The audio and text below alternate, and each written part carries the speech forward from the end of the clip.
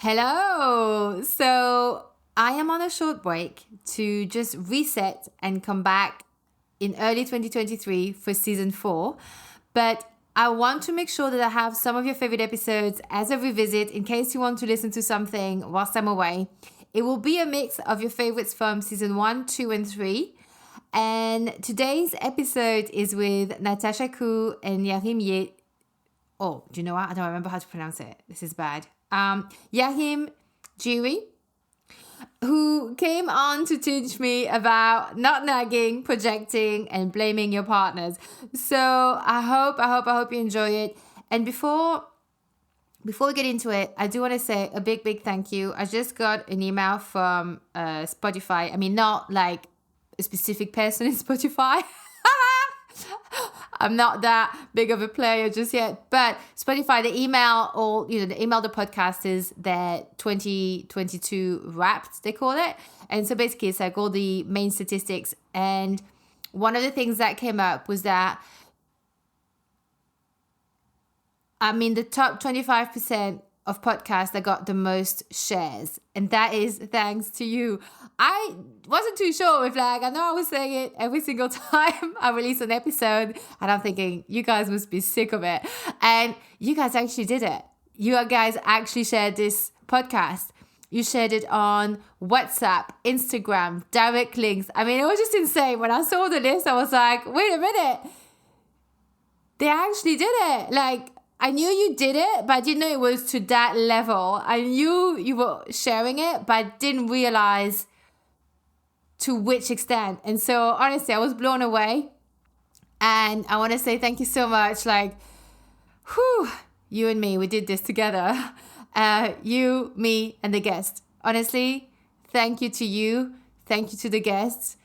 I'm blown away. So, okay, so I'm supposed to be on the break, so I'm going to keep this short. And in 2 weeks' time, I'll release a different one as a revisit. And then that's it. Without further ado, let's begin. Hi, Jachym and Natasha. Welcome to the show. Hi, thanks for having us. Thank you for having us. No, that's great. Thank you so much for joining me today. I'm really excited to have you on the podcast because, I saw your interview that you did on, I don't know if it was like a morning show or something, and I really liked how you answered, their questions, I don't know what you call them. They're not news anchors, but the the presenters, I said the two presenters. And I like how you both were quite calm regardless what questions they were sending your way. And so I'd love to talk to you about, your experience of different types of relationships, the good, the bad, and the ugly from your point of view, because we're going to discover now we're going to talk in this interview, and, you've got tons of experiences. And I really love to hear more about what you have to say, what the theory of things, things sound good in theory, but the reality of it can be very different. So before we dive in, please introduce yourself, where you live, and what you do. So I'm Natasha Koo. I'm the wife, I guess, of this pair. We are currently in Kuala Lumpur, Malaysia, though none of us are from this country. I'm actually a Hong Kong-born Canadian, and Jachym is Swiss. Swiss and half Czech. Oh, wow. Okay. Yeah. Nice mix. Mm-hmm. And we both work together. We're clearly married, but we also, have a business together. So I guess our lives are quite intertwined. We are relationship coaches, mainly working with women with pretty much marital trouble. And they feel like they're the ones who are just trying to make a change in the relationship. So maybe the partner has given up or doesn't see why there should be any change at all, So yeah, that's kind of like the women we help. Yeah, actually, why do you think it's the women who are seeking your help more than the men? Why is the man going, no, everything's good, not budging? Because men do file for divorce probably, isn't that almost half of them, or half of divorce are filed by men, or most of them are men filing for divorce? I'm actually not familiar with the statistics, but it's usually there's one partner who wants to have some change and one partner who is resistant. And it just happens that we are working with women. Often women are a bit more relationship focused. And so they are the ones who tend to be more open to that. It's not just in relationships, but also when you look at self-improvement seminars or spirituality, it tends to be dominated by women. Yeah. So with before we go into your story, can you just define for us so that we're all on the same page, what's the difference between open relationship, semi-open, polyamory, and I guess close is monogamy, right? When you say closed relationship, is okay. So can you give us the difference between the three, like open, semi-open, and poly? Right. So an open relationship is basically where both partners can go out, can have fun with other people, but it's light, as in you're not going to enter into another relationship with anyone else. There's usually, like, you can have fun, you can have sex or whatever, but you're not going to be fostering another long-term relationship. That's what we define as open relationship. A semi-open relationship is where only one partner is going out and having fun while the other partner isn't. And polyamory is when one or both partners are having side relationships. I don't know if that's the right term, side relationships. Basically, you have multiple relationships that are romantic, and that is what we call polyamory. Yeah, so actually, like, the big difference, by the sounds of it, between open and poly, if I was to take the two, is that polyamory, there was also the word amory, which is amour, which is love in French. So it's like you are actually allowed to fall in love with someone else. That's kind of part of the deal. Whereas in an open relationship, the emotions stay with the main partner. Yes. Yeah. Okay. Yeah. For me, I feel a little bit like that's almost like a dangerous zone, a little bit between the open and poly. You cannot really control your feelings on another human being. How do you know if, your partner goes and have, dates or go to the movie with someone else? They may start getting an infatuation with the other person. How do you make sure it stays open and doesn't go into a polyamory? Right. I mean, that's one of the difficulties. And there's different ways you can handle it. One of them is that you only are allowed to have one-night stands, and you're trying to mitigate the risks through that, or that you're only going to see them a few times and then you cut it off. So there's different ways that people try to do it, but that's exactly one of the issues, that you're trying to separate feelings from sex, and it just doesn't really work. We're holistic beings. So Yes, it is very normal that those things come together. And that's one of the difficulties of the whole open relationship. When you say this is not an easy thing to do for a holistic being, can you clarify a bit what you mean by that? Yeah, so as we use our mind, we are dissecting reality into various components and parts, and we looked at them in separate ways. So, for example, this is me, this is a table, this is a computer, this is a house, whatever, and we look at them in separate components. And we do the same thing when it comes to human beings. So, okay, so this is the mind, this is what I call mind, the mental activity. This is the body, and those are emotions, those sensations and feelings that are happening, those are emotions. And then there's a physical act, which is sex. And so that separation that we're doing with the mind is a useful tool to have, but reality is not really separable. And it's the same thing with a human being. Yeah. Your mind, your body, your feelings, they all work together. It's a complex system. It's a complex system. It interacts with each other. And to think that you can just cut it away doesn't quite work. Usually there's some trade-off when you try to cut things away. Yeah, and I think even it's not, because often we associate that with women, that, we say that women cannot have sex without attachment. And obviously some women can more easily, they can separate the two. But I think it's also something men can have. Some men actually are not interested in having sex unless they're having feelings for someone, or they can't, or it means something to them. It's not as clear cut as to say one gender can have, the whole gender can just have one night stand and they'll be fine. At some point a line is crossing, at some point something else happens. You meet someone that touches you not physically, emotionally, they touch your heart a bit differently, or they hit you differently, it's a different feeling with them. And I like that you mentioned that holistic thing, because I've seen it happen to a married couple where they went open and they ended up, both of them going into divorcing and moving in with the other people they met. Yeah, exactly. It's not so straightforward. It's not so straightforward. The mind makes it up straightforward. Just like, just go have fun, whatever. But yeah, it'll be fun. But I think also something that they said, that she said, I didn't speak with him, but that she said that they were not in a good place when they did it. They did it to try and fix it. And I think that's probably where maybe one of the issues, I think, that was, issue. I don't know if it was an issue. They both, I think they're both happy now with their other partners. But I think if you do it to fix it, then that's where maybe you enter the zone of it's not giving you what you were expecting it to do. It's not going to fix a relationship. Yeah, and that's actually another danger, not just entering it, but when you're in it, you have to be very mindful that you're not just pursuing other people to escape some of the trouble that may show up in your relationship. So you may start out going into an open relationship without having to fix anything. We didn't start necessarily from a place of having to fix something, but when you are in it, it does lend itself to denial and to just chasing the pleasure rather than deepening the relationship that you're having with that one person. Yeah, because it's easy to be excited with someone new, right? It's different from, if you're with someone for 7 years, it's harder for that partner to surprise you every day, right? It's not like, the excitement of that new text or the adventure of, discovering that new person.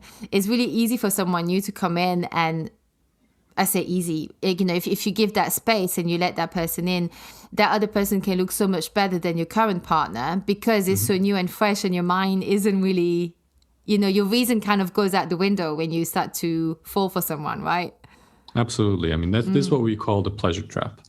The pleasure trap is exactly this, that you keep looking for pleasure and looking for a pleasure kick. It doesn't just happen in romantic relationships. It can happen through shopping. It can happen through travel.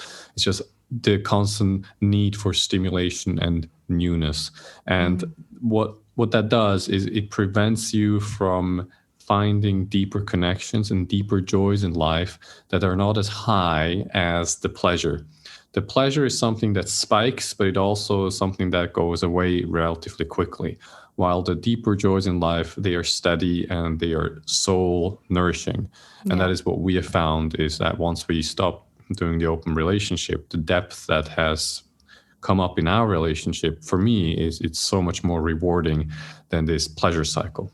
Can you tell a bit more about that side of things, the steady part of, like the opposite of the pleasure trap, like that steady part? Because one of the things I guess like that there's some people discover over time is that actually you have to lean into the mundane a little bit, That's actually where sometimes, the true happiness is that those little things, those steady things, the consistencies, and not just those big high roller coaster feelings, like that pleasure trap going, whether it's like,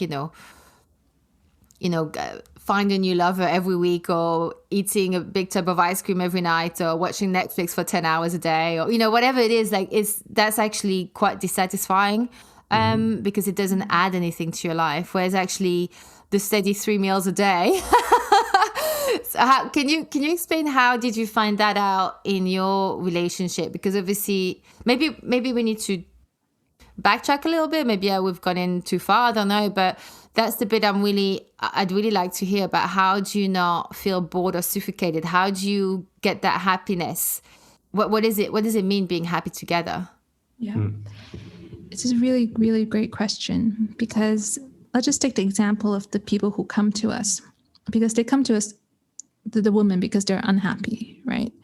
So there are clearly things happening within the relationship that just doesn't feel good, or it doesn't feel right. And she doesn't kind of want to keep doing that anymore, right? So what are her options?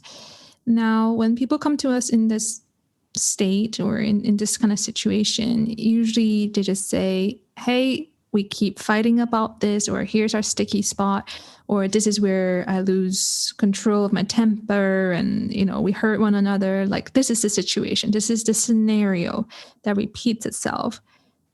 How can I fix it? Right? So it's almost like, here's this thorn. Now, if we were just to take it away, everything would be fine. And that's very much the same scenario if you go the other way, which is of the whole pleasure thing. It's like, actually, there's not enough intimacy. So if we just had more connection within the bedroom, it'd be all okay. It's like a pinpoint. If this one thing changed, everything would be all right again. And Jachym and I, we come from the understanding of relationships that, yes, you can fix that one argument that keeps happening again and again. And yes, you can fix that intimacy issue, but that's just like one sliver of who you are as a person, as a couple, and your whole relationship. And so when it comes to what more is there and going beyond just the temporary pleasures of it, we have to keep educating people that if you want to have an extremely fulfilling, happy, exceptional relationship, you have to shift away from that equation, that transactional relationship that we're so used to having. So that means I scratch your back, you scratch mine. Now we're even. I get what I want out of you. You get what you want out of me, and we're happy for the next day or two. And it's a horrible feeling to be in one of those. Like being on the receiving end of someone calculating is not nice at all. It's awful. Yeah. And that math doesn't quite work out, because when is it enough? And every time you don't feel full inside of you, you're busy looking at your partner trying to get that out of them. And sometimes you even blame the other person, saying, "Oh, you should have seen that coming. Like, you should have seen that I was already upset," or like they should foresee your discomfort or your dissatisfaction and place you before you're unhappy, right? Like sometimes we give our partner that responsibility. It's like having a carer. It's like being a carer for someone, like it's not okay. Yeah. And so this kind of relationship, though, I mean, the majority of relationships do kind of end up in this dynamic because, okay, just look at dating apps and whatever, like people's profiles. It's all like, I'm into this. I'm like this kind of girl. I want this. Okay, I know what you want, what you need, what you want to get out of me. But like, are you going to contribute anything? Like, are you going to give anything into this relationship? Or are you just like demand, right? And as long as you jump through these hoops, I'm fine. And so for us, it's like, wow, this is a fundamental shift that you got to get away from, because that's where you really move away from that. Okay, take that little thorn away, or okay, inject more pleasure now. Like it's a small fraction of what's possible. And so it's more like we need to elevate the whole basis or the foundations of how you interact, and how, like you say, the mundane stuff, the day-to-day stuff is not just mundane, because it's every second. It's where you start, right? Yeah. So if you elevate that to begin with, and you have that basis for connection and love, and it's so much more enjoyable and peaceful to begin with, then you're not trying to kind of like bob up and down on the waves, trying to get the high and then get out of the lows. So how, because we're so used to, like the movies, and the media and the social media about all these ideals and what it looks like. And a lot of it is pretty disgusting and codependent and toxic anyway. But they don't show actually we have very few representation of what it looks like to actually not being in a transactional relationship that's actually comfortable with the everyday things. I know I said mundane, and I guess that's more of like a negative connotation, but it's almost like, the 3 meals a day. So, so I love what you were saying, and I'm sort of curious to know, like, what does it look like? How would you describe it for the listeners? What it looks like on the other side when you're not in a transactional relationship, which is like, oh my God, you should have seen this coming, I would have got mad, or what can you get me, jump to all these loops and all this kind of stuff that people do, or people counting all the good stuff they did for you, and you're like, wow, my God, it's like all this crazy stuff. Like, how would you describe it? How does it look like on the other side of that when you're not putting up with that stuff anymore, and how does it look like? All right. So the shift that needs to happen for it to be possible is to start being of service to your partner. Rather than thinking about what's in it for me, it's about what can I do for my partner. So for me, that means I'm interested in what is it that Natasha needs, what is it that Natasha wants, and what are her dreams. What is it something I can do for her? And it's this attitude of service that actually is, in a way, is more pleasurable. It's more satisfying. Maybe not more pleasurable. It's definitely more satisfying than trying to get something from her, because you stop being so contracted in yourself. The trying to get is coming from this contraction of me, mine. What can I get? Yeah. And the other is like, no, actually, you opening this up and being in a less contracted state just in your body already feels better. And so it is that orientation. When you start to become of service to each other, it then actually acknowledges what you are, which is this new organism, you can almost say, where that has two parts, but you're bringing both something into it and it thrives. You're sharing this new being together, and that being is greater than each one of us. It's not 1 + 1 = 2, it's 1 + 1 = 100. It's what we call a synergetic couple, because you're uplifting each other, you're empowering each other, and you are taking life on together and creating a life and a lifestyle that you both love and in which you both thrive. So that is how it looks like. But it's funny because, you said the 1 + 1 is not 2, is 100. Someone I know once told me, this was a guy, well, he's still a guy. He said that, so you have to imagine, like, I'm showing you my fingers, okay? So he says 1 + 1 is it, so hang on, wait. I don't know how he did it. He did it better than this, but he said, if you were to show your fingers, so 1 + 1 = and you see 11. It was kind of like he was making a point is that, when you two, there's more than just the two, like what you just said, you're more than the sums of your part. And but what you said about investing and being in service, I made this note because there's something to be said in the more you invest in something or someone, wherever you put your energy, you're investing it. And I'm not just talking financial, I'm just talking like your energy, your attention, things that you do for someone, the more you actually love that person or that thing or that, whatever it is, like the more you invested in. Also, obviously, given that there's obviously, I guess there's like a little underwritten rule is that if you keep let's say if you were keeping serving Natasha, or Natasha was always like, making sure that you were okay and, looking at, your dreams, your desires and your needs. But if nothing was coming in return, she'd be drained, right?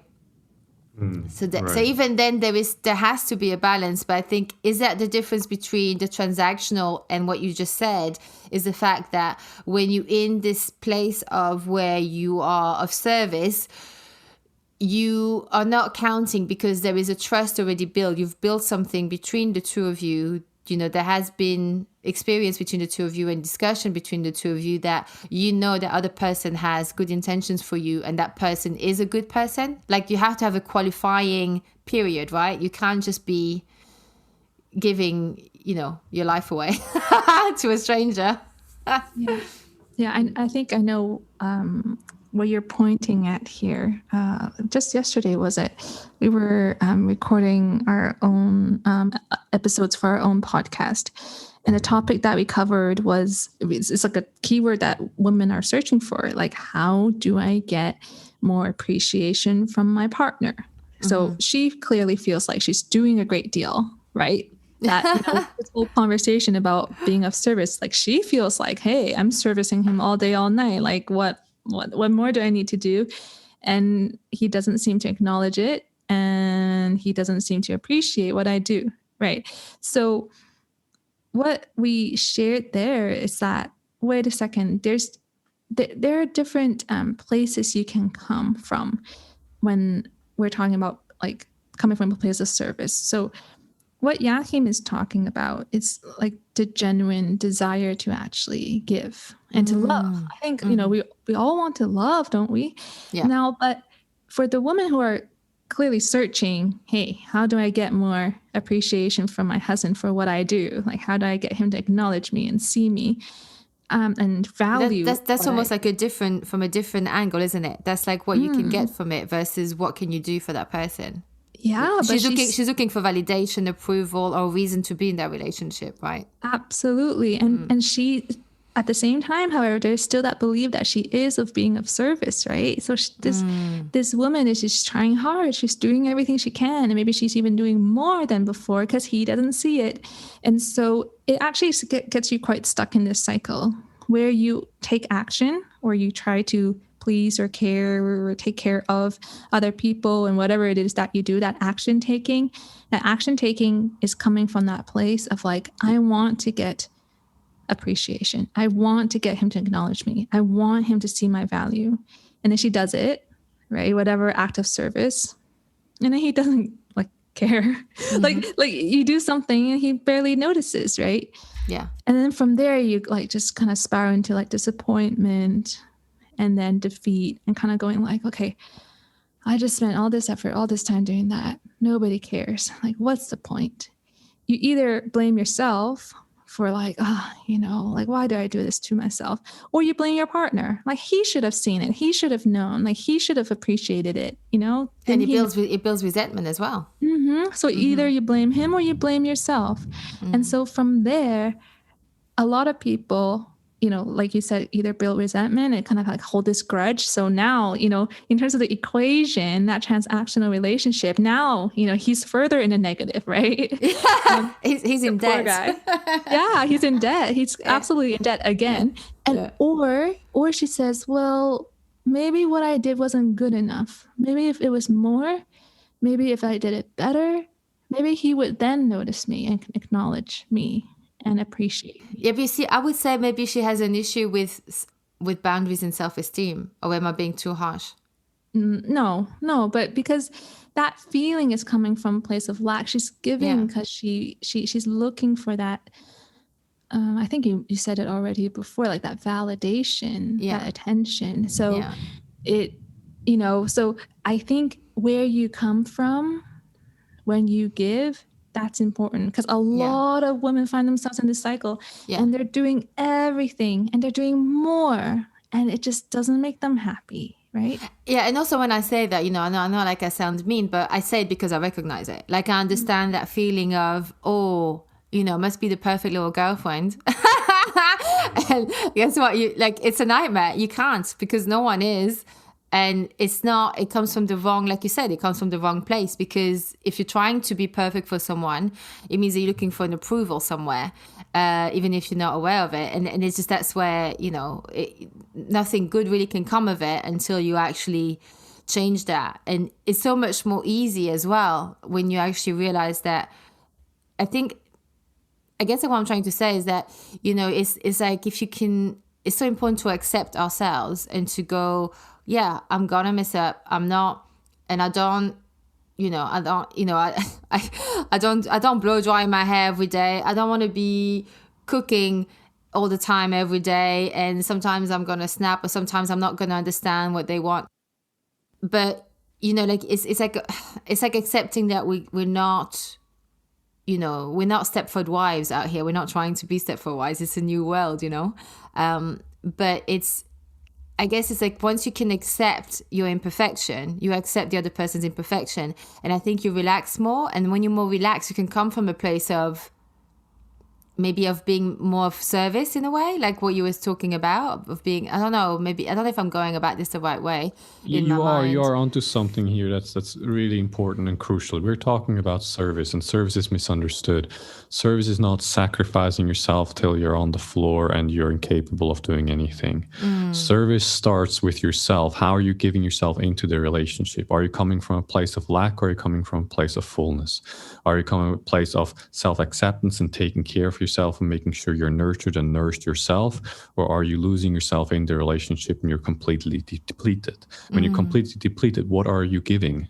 There's nothing to give. No. You're already depleted. So it has to be seen in that context, that when we're talking about service and giving, we're talking from a place of abundance. And many people who are like, well, I'm already doing everything and, it's just not working, and he doesn't like what I'm doing or is not appreciating it. All of that is what Natasha was trying to point to, is coming from a place of lack. And that pattern of service has almost been perverted. It's not useful. It's at the expense of your own life energy, and that's not what we're talking about. Then it's not synergy anymore. Then it's like someone leeching off you.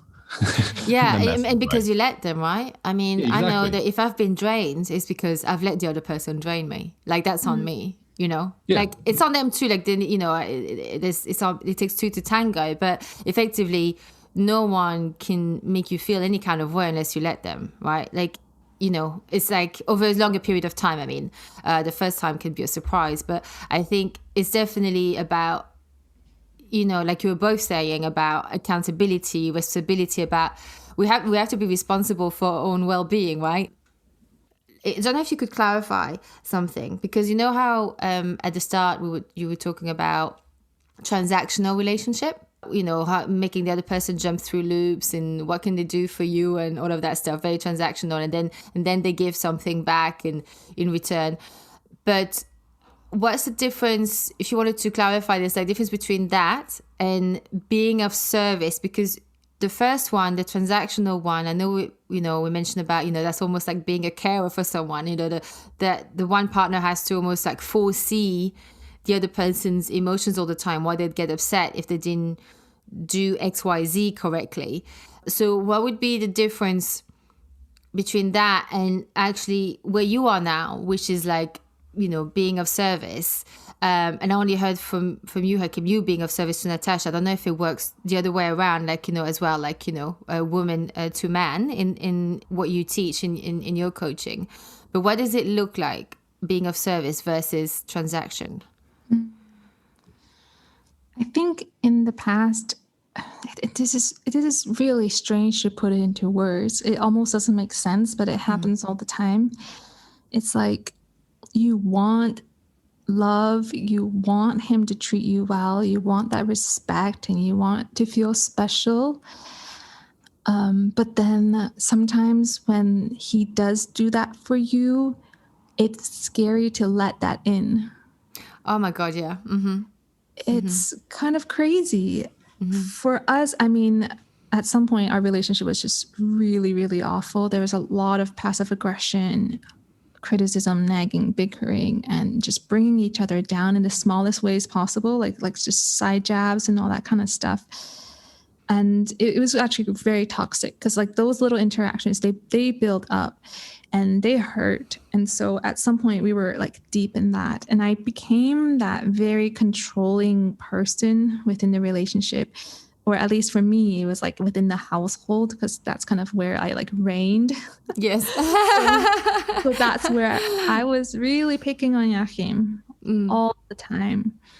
And when it came time to learn to let go of this controlling behavior, and we were already healing a great deal, like, you know, we broke each other's trust. There was a lot going on, but at that point where we were trying to heal and I was trying to let him in more, I noticed that I was so used to that controlling energy, telling him what to do, telling him what's the right way to do things.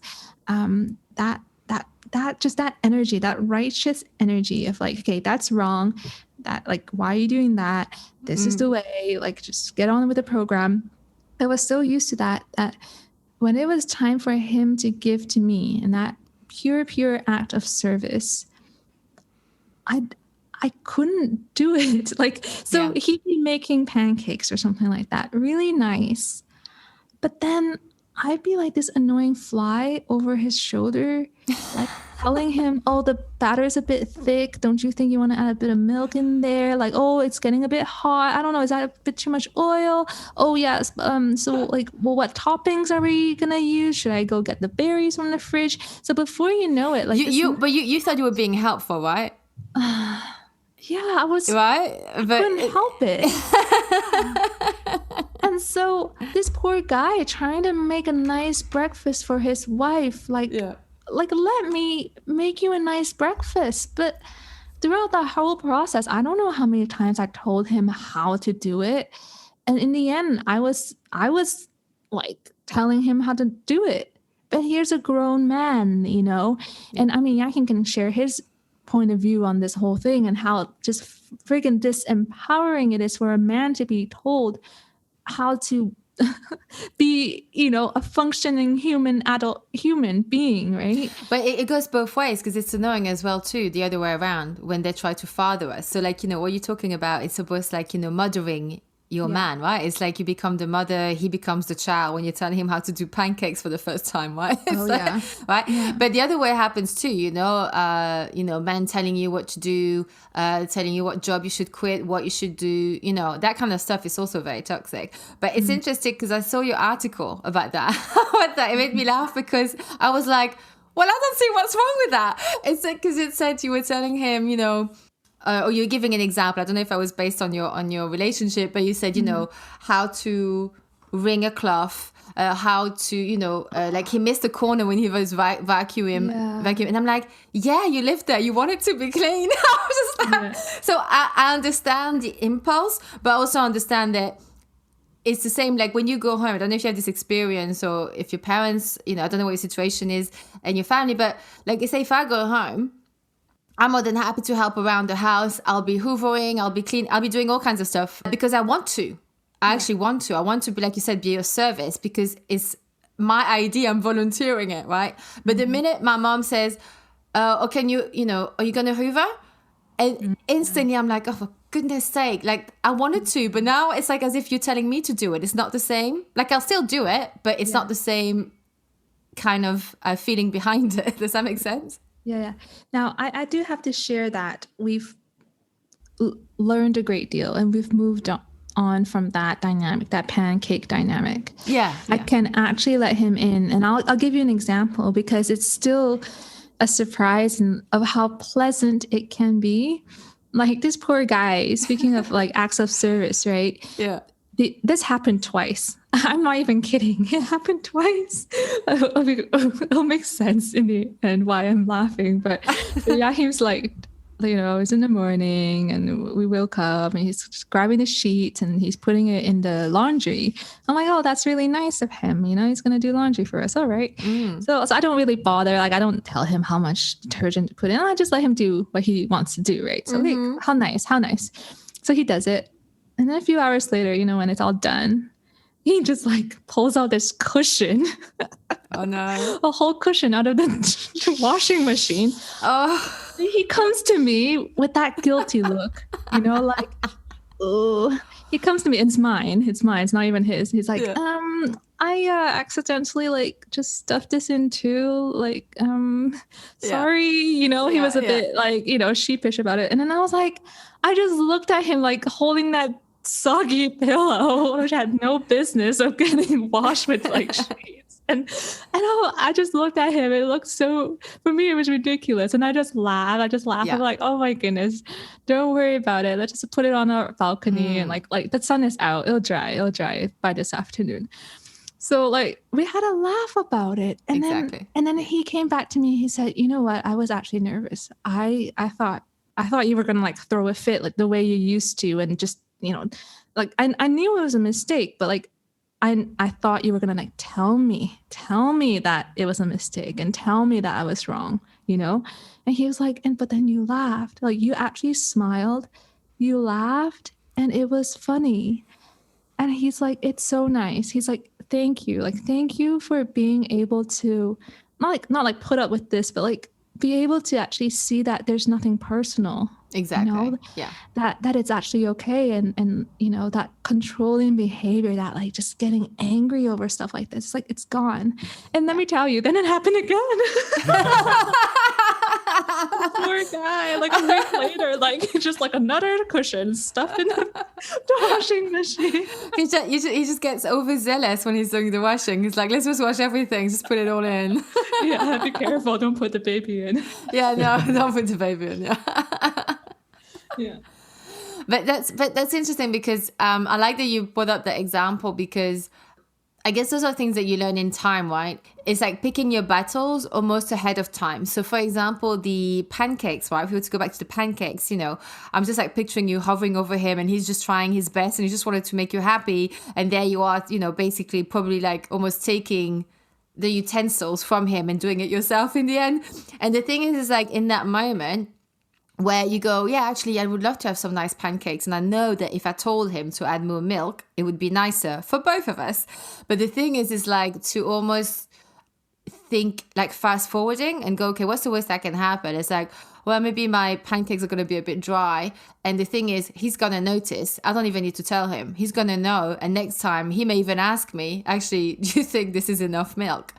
You know, it's almost like sometimes do you think it's a case of just learning to just, let me just be quiet for a minute and just, if this isn't, there's a difference between a pancake and laundry to him crossing the road just in front of a lorry, then he would want you to say stop, right?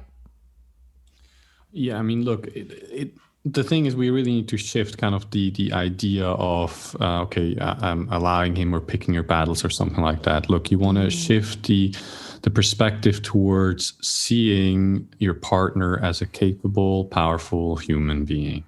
And if you have a capable, powerful human being in front of you, you're not going to belittle them. You're not going to be like, well, you know, should I let him do this or should I let her do this or all of that? No, you're partners. You're partners and you both have your strengths and your weaknesses.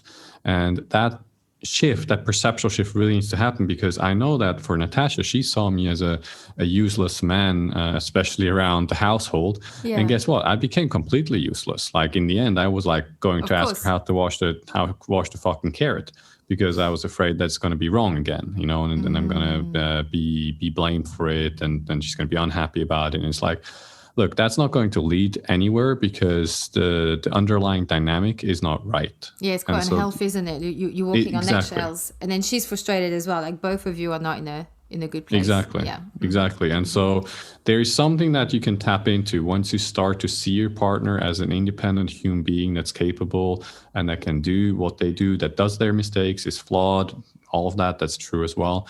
But when you see them as someone who is capable, then a different dynamic starts to emerge. But how do you do that if you see them as, because I know the feeling when you look at someone and you go, nah, dude, you just haven't got your shit together. You know, like, oh, you just yeah. You know, like how do you, because that's a big shift to make. You know, it's like how do you reframe? Like how do you do that? Well, the answer to that is, and I'm not sure you're going to like it, or it's going to be that's okay. obvious, I don't mind. or it's a very obvious one. Because so one thing is you can look at hypnosis NLP where you can do a reframe, you can see them in different light, you can do affirmations or whatever you want. But honestly, there's a deeper thing to it, which is how you see your partner is not your partner. Yeah, I knew. And many people don't get that. Yeah. It's like, okay, and I'll give you a very clear example. Go to the restaurant, look at the menu, and try the steak off that menu. Yeah. You can't. Your thoughts about your partner is not your partner. Those are your thoughts. And so you don't even know your partner. What do you mean about the steak? I didn't understand the analogy. So when you go to the place, you have the menu in front of you, and I tell you, okay, eat the steak, but you haven't ordered the steak. There's no steak. There's only written steak, or there's a picture of the steak. Okay. That's not the steak. No. It's not the same thing, and it's the same thing with your partner. And so many people have not even met their partner. They're completely lost in their stories about their partner, and have the arrogance to then say, well, my partner is this or that, and get all like, worked up about it, not realizing what they're reacting to is a very elaborate story about who their partner is, what their partner is capable of, what's right and what's wrong. Because here's the thing, my way of doing things is not as organized and as clean as Natasha's. It takes less time. So there's different ways that have value and that have their place, but you can't see that if you're so stuck in reinforcing that my way is the right way and my view is reality. Your view is not reality, and it's not your partner. So you got to meet your partner. How do you do that? How do you meet them? So like, because you guys were obviously together for a while when that was going on, right? So that means that a few years in, you may still not have met your partner. Yep. You meet them less and less because you get more and more of a story about what they are and what they're capable of and how they are. Because we all live in our own bubble and we're all projecting all the time and we're all deluded, basically, right?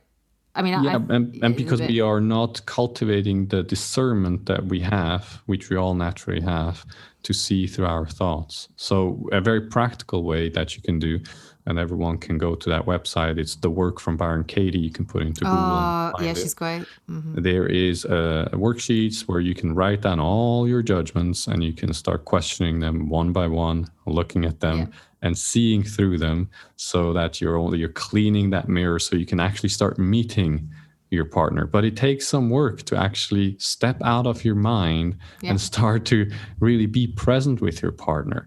And you may think that you're present, but when you see through the judgments more and more, you realize how lost you were. Yeah, and it's almost like a good parallel to even just our life. Society. I mean, we see that all the time. You know, you can present someone with some facts, actual evidence, and they will, because it does not align with the way they see the world or their belief system, they will counterattack and they will think you against them, or they will criticize you. They'll see you as, you know, the worst person on earth. Like, there's nothing you can do once someone is convinced. There's nothing you can prove to them. Like you were saying, you know, with the partner, if you think that they're useless, incapable, there's nothing that person can do until you decide to open your eyes and look at what's in front of you, right? But it's really hard. It's not an easy thing to do. Yeah. Well, one way to make this easier is to learn the key skills to actually resolve conflicts in a healthy way, to actually resolve it, not just to meet halfway and do that compromising thing that like the majority of people believe is like the key to a healthy relationship. We don't believe that. We're not big fans of compromising, because we know that, you know, when you strike up a new agreement with your partner, you go away meeting halfway, but still thinking you're right? You're just giving in, and each time I'm doing them a favor. Yeah. Mm-hmm. And so you're still not happy with that solution. So like, really, how to actually address conflicts. And this is one of the reasons why it's become kind of normal to have this like love-hate relationship with your partner. The reason is because you have this huge scroll of things they've done that you either think is wrong, shouldn't have been done in the first place, or that they owe you. There's a huge scroll. So what you end up seeing when you do meet your partner, you do speak to them, and when you do engage with them, is that you're engaging with everything that's almost like in the past that they owe you. And the conflicts, if they keep building up and don't get resolved, like they just become that source of problem. So when you even meet them in this moment, it's not your partner in this present moment. You're looking at the story of everything that's been wrong, you know, all their mistakes, everything that's not right. And that's really hard. And that's why I think also one of the reasons why a lot of people wait for change, like wait for their partner to change, wait for their relationship to change, and rarely ever does it get better, like just naturally like that, because that scroll has been built, and each day there's another thing that they did, or there they go again, you know, or like they should have said things. It gets added to the archives. Exactly. Yeah. And so if you don't address it, and you still don't know how to actually get along with each other, it doesn't matter if you have love. Like we learned very early on that love isn't enough. There are key skills you got to learn to actually like absolutely live and be with another human being. And so unless you get those practical things sorted, it's really hard to be present with your partner in this moment, seeing them as who they really are right now. So would you say like a place to start would be, so either like, you know, working with people like you, or let's say if someone can't afford to hire a coach or help at the moment, they would go to, you know, try things like with the Byron Katie, like the question sheets that she has. Is that how you start to, would that be like the first step to look at what's in front of you and what how you contribute to the situation. Yeah, and the one of the most fundamental key pieces in relationship is that you are part of it. And so if you change something, the relationship changes. And you can blame it on your partner, you can project onto your partner, but ultimately, all the misery that you're feeling is your misery. And that the sooner you own that, doesn't mean that you have to, like, say you're in an abusive relationship or something like that, doesn't mean that you stay in that relationship. But still, all the feelings we're experiencing are internally created. And so our partners often give us a great gift because they bring to the surface what's happening within us, and we can look at them and we can learn to be with those emotions and those feelings and those tender spots, and they can be a catalyst for healing. And when those things heal, then the flow can flow more freely in the relationship, which is really, it becomes empowering now. But it can't happen as long as we are like, okay, my partner is this, my partner is that. It has to come to us. I'm feeling this, I'm feeling that, I feel abandoned, I feel neglected, I feel rejected, I feel not good enough. Let's start with that and let's be honest about that, and then we can do something about it. But just the acknowledgement is so important, and it's totally underrated, and most people are too busy like, okay, what's the step to fix it? Well, you haven't even acknowledged where you're at.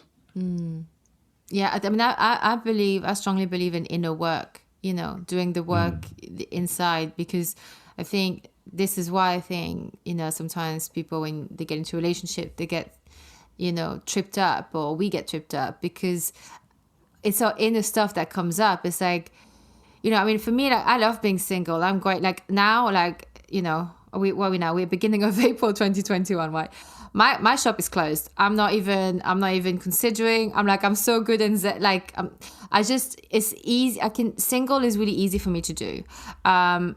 But it's like when you get into a relationship and things comes up, then I always know this is my stuff coming up, right? It's always their stuff coming up. We all have our stuff coming up, and that's when, the work comes, the work kicks in, and it can be exhausting at times, I mean, I was hearing you mentioning about, the little jabs you guys were, verbal jabs, and the passive aggressivity and all this stuff, and all the things you guys went through, and you guys, and maybe we'll do an episode on this another time. But I know, like, you guys, you've gone through, like, being long distance to open to polyamory to close to semi-open to close. I'm not getting the timeline correct here, but like, you've gone through a lot of different things over the 11 years of being together, and you've been married for 7.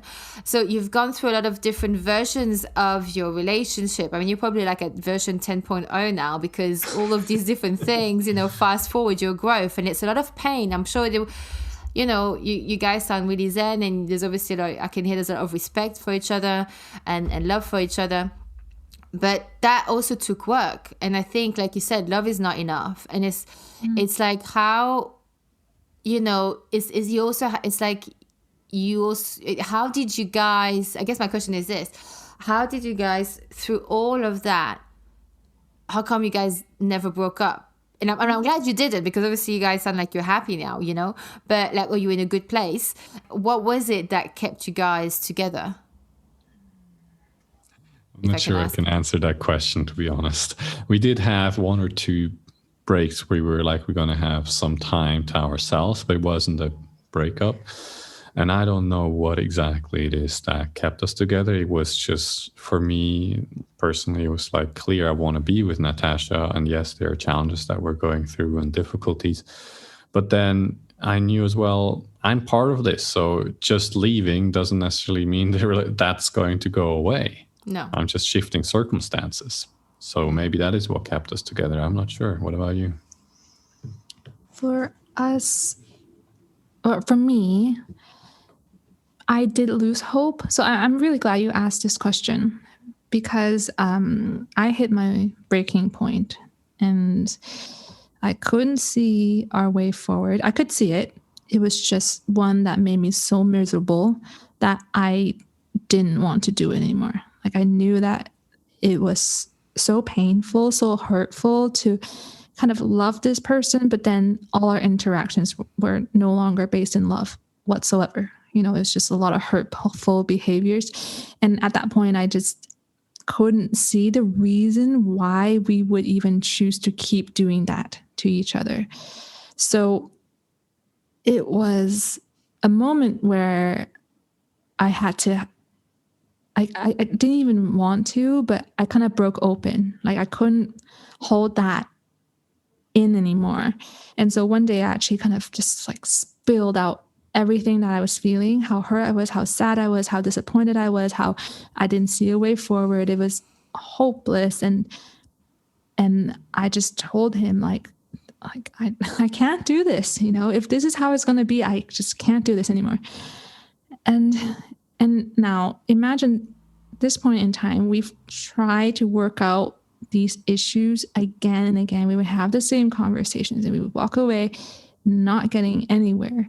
But this one time that I shared it in this kind of like, oops, like I just let the whole thing spill. Like I didn't mean to actually get there, go like so vulnerable and emotional and raw on Jachym. You know, I didn't want to, in a way, I didn't want him to see how badly I was hurting. Yeah. Like I kept it in as well as I could. But at that moment, I couldn't. I literally couldn't hold it in anymore.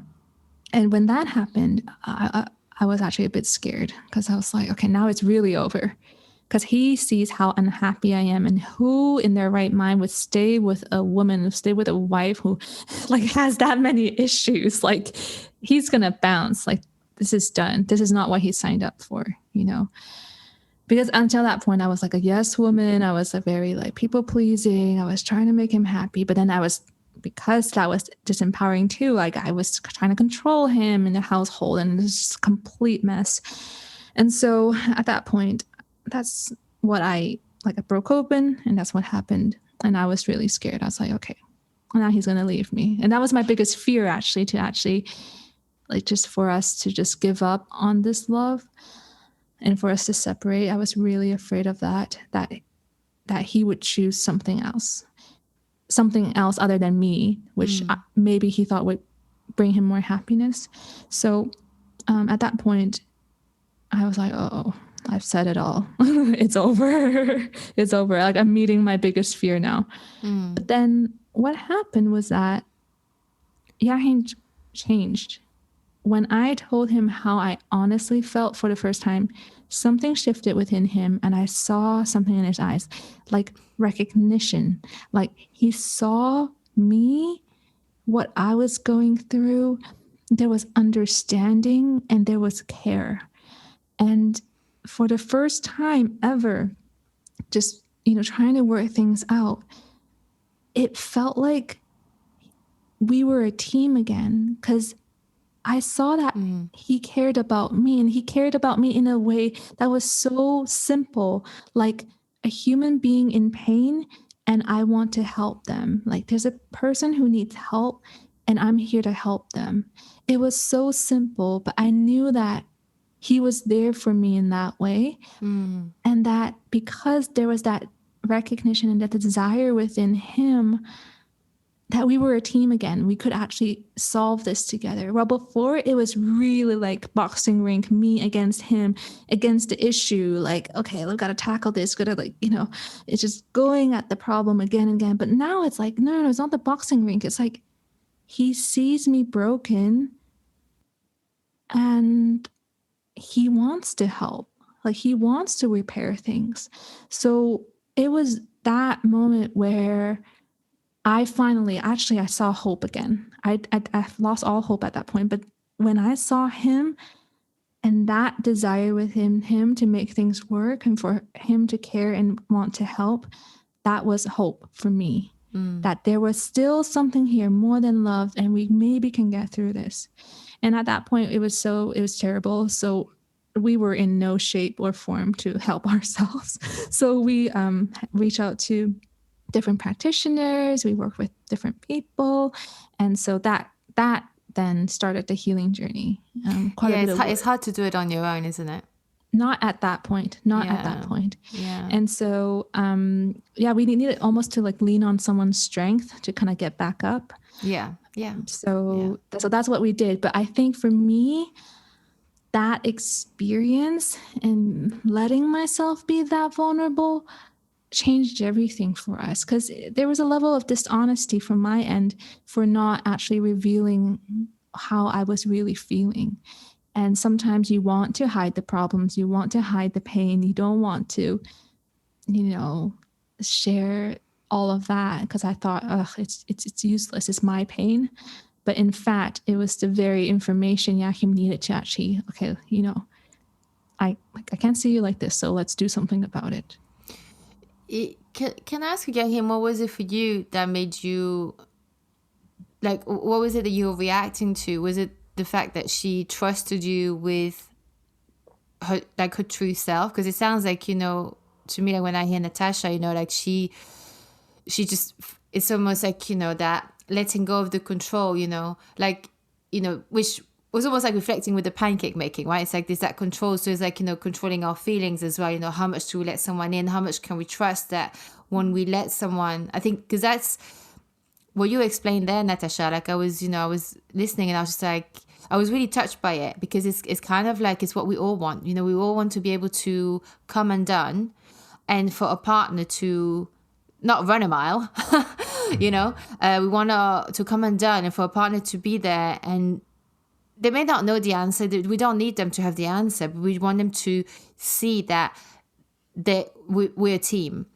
When you said that team thing, that's something that I know for me, like I want a team partner, and it's that, but to come undone in that way, obviously you guys were already together for a while, so, but it's like,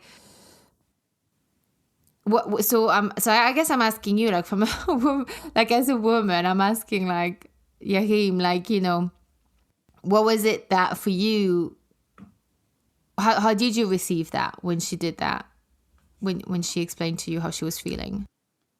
Well, for me, there was just empathy and compassion that came out. There was nothing planned in this conversation, but for the first time I actually truly saw what was going on for Natasha. While before, that just didn't hit home. Why did it not hit home before? Do you know? Well, I can only speculate in terms of, like, when Natasha says, she really cracked open and she showed herself. For me, all the other conversations didn't have that total honesty and openness and vulnerability. Yeah. Mm-hmm. Mm-hmm. So that, like, yes, she was communicating some of it, but he came from a guarded place. He came from a fearful place, from a place of trying to manage things, from a place of trying to communicate the right thing or whatever. And this was unfiltered and raw and real. There was nothing planned about it. It was just her and showing her pain. And it's like, I don't know, you see an animal on the road suffering, your heart reaches out. When you see another human being suffering, your heart reaches out, unless you're a psychopath. And I'm not a psychopath, so my heart was deeply touched, and I was like, well, we got to do something about this. We turned around. You said something really key, was that, before she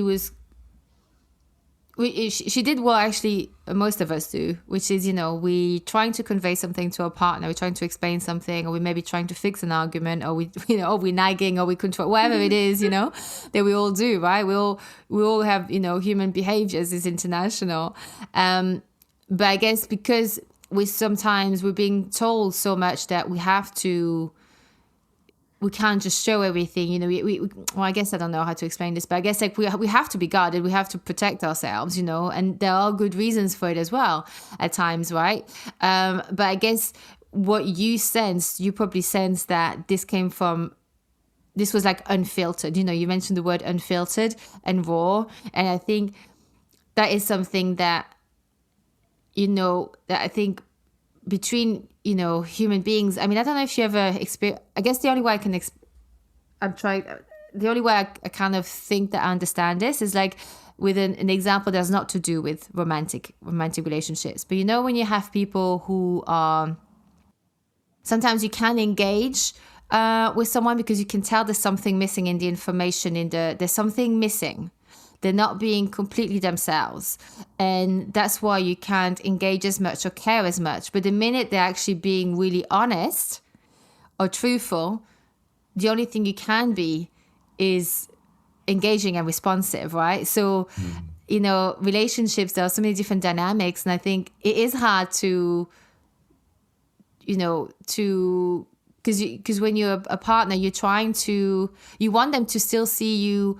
You want them to always respect you and admire you a little bit. You still want them to find you sexy, or you want to find them sexy, you know, all that kind of stuff. So we feel like we have to be so contrived at times. Like, how much can we say? How much can we let go? How much can we, you know, there's always this unconscious maybe measuring up in our mind of, oh, you know, how much can we say, you know, or is this going to hurt them too much if I really say how I'm feeling? You know, like Natasha really saying how much she was hurting is also a sign of she has to trust that you're going to know that, you know, how to receive it. You know, that's not, you know, so I'm not expressing myself too well here, but. No, I think you're onto something. And this is part of what we help with, you know, when women come to us, is exactly that. You need to unguard your heart. You can do all the communication you want, but there's two things that need to be in place for the communication to actually work. One is the honesty within yourself. If you're not honest to yourself, what you're going to communicate is lies, not because you want to lie to your partner, but because you're not honest to yourself. And the second thing that needs to be in place, especially in conversations like this, is this honesty and vulnerability and that rawness, because sometimes you need to put everything on the line in order for things to change. Yeah. And if you're not doing that, you're holding back, and you're holding back from fear. You're holding back from, well, I'm just not going to go quite there because what if? It's just the mind coming in. Look, you have one life and you don't know how long you're going to live. Next day, you may not wake up. Yeah. So why don't you relate from a place of authenticity and being real in this moment with the person, you know? I love that you said that, being honest with ourselves, because I think that probably is that thing, you know, like even when I was saying the example, you know, where some people in our lives, whether it's, you know, work related or however, it's hard, you don't feel really engaged in them because you feel some things missing. And I think it is that lack of, we're not resonating because we can feel they can't only be 100% truthful because they're not honest with themselves. Like, we're not always on it. Like, being honest with ourselves is not easy. Like, you know, because it's a wake up call, right? It's like, it can be a very sour pill to swallow. You know, it's a scary thing being honest with ourselves sometimes, you know? So I think, it's not because that person is trying to be dishonest with you. It's because they're not honest with themselves and they're not aware of it. Because, you know, every day, you know, work, you know, home, sleep, work, home, sleep, work, home, you know, just that routine. Yeah, not just that. It's also that there's just certain spots in ourselves that we are really, really scared of and that we don't want to see, we don't want to go to. There's lots of judgment. There's lots of pain that's associated with it. The mind is making it into something huge. The truth is that when you do go there, it's liberating and it gets you back into your integrity and your wholeness rather than being split off from yourself. And so it is really worthwhile, but you are not being honest because of that, you know, and some of those mechanisms, they're fairly unconscious. You're not aware of them. At least I wasn't. Yeah. Yeah. We have to do the work ourselves with ourselves so that we can actually engage from an authentic place with people around us. And I think for the longest time, I didn't value my own experience. So like if something bothered me within the relationship, I thought, oh, no big deal. Or who am I to ask for him to change? Or, you know, what's the point? It's my issue. And I did that for like the first half of our relationship. Probably the reason why like all that resentment and all the whole power struggle even started is because I just kept shoving it down. But at the time, it's like, oh, I don't want to be an inconvenience. I don't want to be a bother. I don't want to cause trouble. Like, I don't want to be the source of conflict or whatever. I thought I was doing us a favor by not bringing up these little petty stuff that didn't feel so good for a moment. But what I realized later on is that I was robbing Jachym of such crucial information regarding our relationship and how we were engaging with one another that could have like helped us to navigate. Like it's like how can you like, is it fly a plane without knowing like the degree that you're like, if you don't know you're off course, how can you correct to get back on course? So by withholding pretty much one half of what I was feeling, which was actually extremely valid, I was getting the, you know, red alarm bells and signs, but I just didn't speak it. And he never got that valuable information. And by the time it did, that's when it blows up in your partner's face, right? And they're like, whoa, is that how you feel? And people feel blindsided and the problem seems like overwhelming. Like, where did that come from? But if we learn to actually acknowledge that it's real, that it's valid, that what you're going through is valuable. It's, you know, you're worth it. You got to listen to that. And not only do you have to listen to that, you can voice that, then your relationship really has a chance to kind of get back on course, because now you're actually engaged within the relationship. So actually, for some weird way, like I was there, but Jachym didn't really have me as a partner for many years. Mm-hmm. Yeah, but I think a lot of us can relate to what you just said, to be quite honest. I think it's you know, it's easier said than done, you know. Oh, we have to, you know, do XYZ, but I think we can definitely understand, you know, I think we're not doing anyone any favor by playing small, basically, right? It's okay to take space. It's okay to say, no, actually, this is what's going on for me in this relationship, you know, when you say this, well, I don't know how you'd say actually. What do you have an example to round up? Like, do you have an example of, like you said, like, you know, the small things that we just swallow because we don't feel like it's big enough to mention, but actually those have a compounding effect because, you know, something is being held back, something is not being resolved. Like, how would you, if you were to do that again, like, or now, you know, how would you explain something like something small that may seem no big deal, but effectively you need to express it? How would you say it now? So Natasha isn't the only one who was holding back. I was holding back too. So I'll give you a very specific example. Yeah. One thing that was rampant in our relationship was blame. And for me, it was difficult to admit how much that hurt me. For me, I was unfazed, you know, by everything. So me admitting that I'm getting hurt by those comments, or that I'm getting blamed for a toast that's been burned that I didn't put up, nor did I know there was a toast there in the first place, was not something that I enjoyed in the relationship. And so it would literally mean that at that point where we made clear we don't want to have those kind of patterns anymore in our relationship, that I would sit her down and be like, look, I really feel blamed by what you're saying right now. And we would look at it, because there's always the chance that I am overreacting or that I'm not seeing something quite right.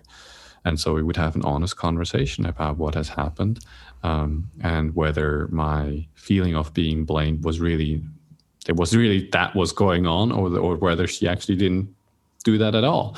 Now it did actually, it was most of the time was the case that it was there. Natasha was a master at subliminal communication. A breath here and there could send me spinning while I'm sitting in the other room. So it was well placed. The way she was going about it was a bit more covert, which was much more difficult for me to then point out. Yeah, but we all understand. Like, I think we've all done it. We've all been on the receiving end. You know, it's like we all know what you.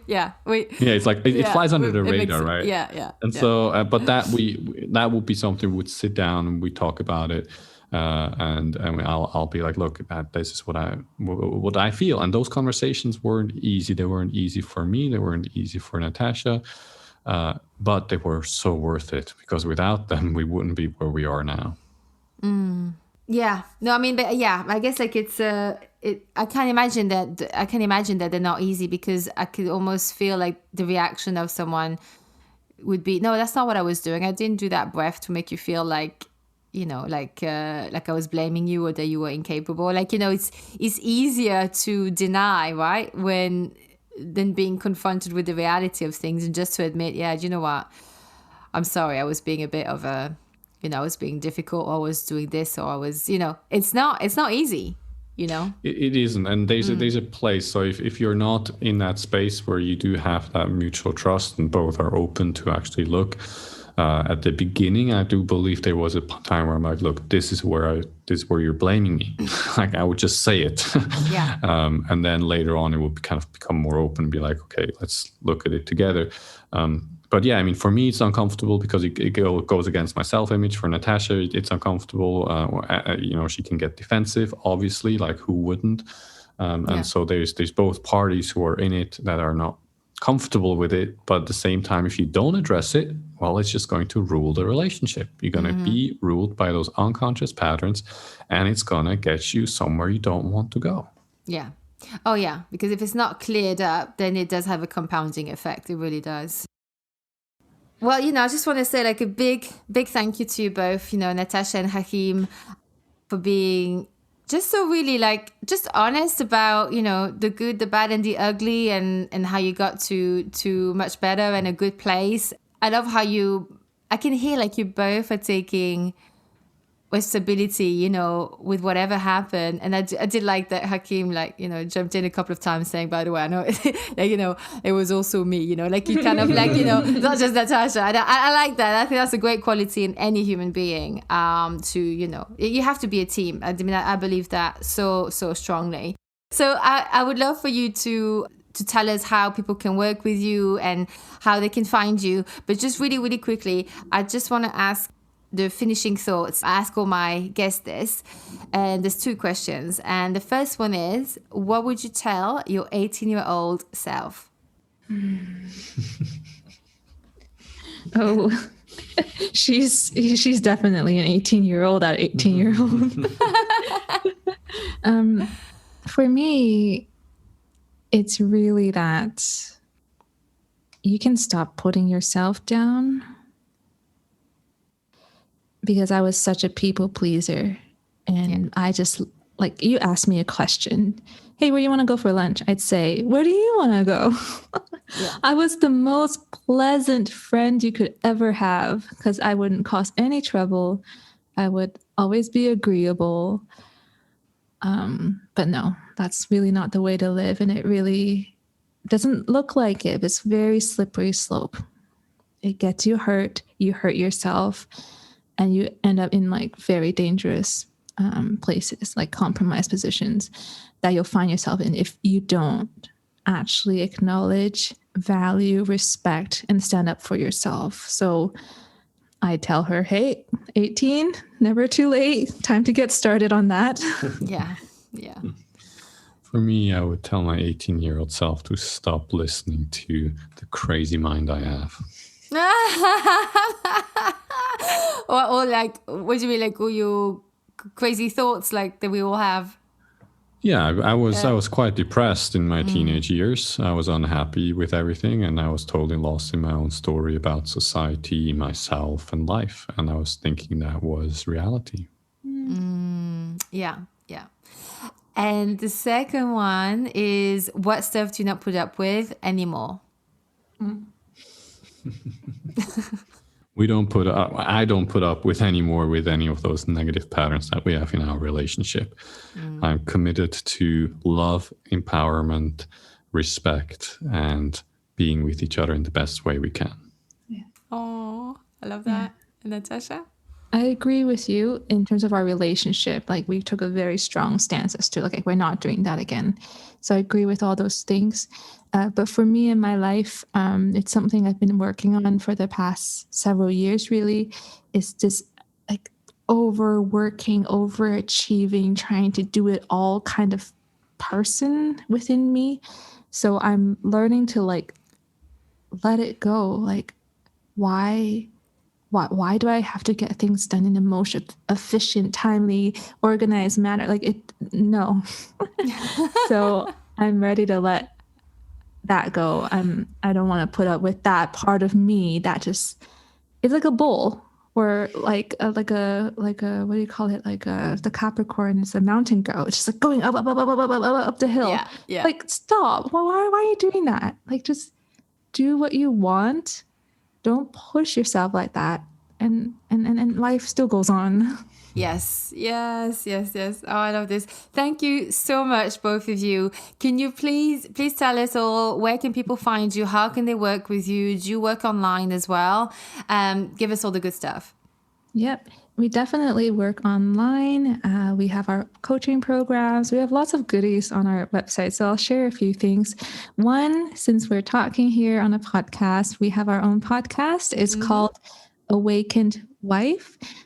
So you can find it and subscribe at awakenedwife.com. Now, for today, we talked a lot about these like toxic communication patterns. And I know, like, when that scroll is writing down that like accounting for your relationship, that scroll is getting longer and longer, and then it bleeds into your relationship.